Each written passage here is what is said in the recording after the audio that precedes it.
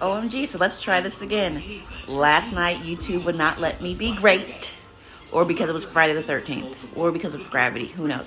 But I did some Dominos, and I just wanted to come and show you guys what they turned out looking with the two colors. So we did the mica powder, we did the acrylic paint, and we did the glitter. So that's how the pink and the purple turned out. And this is how the blue and the green turned out. And for whatever reason, I decided to go Incredible Hulk with those and made a few of these. And I decided to go, will it be pink or blue? I made a couple of these. But yeah, double fist it when pouring to get the two fist it in the smaller cup.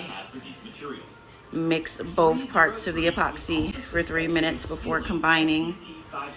And yeah, I definitely popped these a little early, so they're a little malleable, but it hasn't even been like 8 hours since I did it. But they came out, the mold, with no issues, concerns. I think they're cute.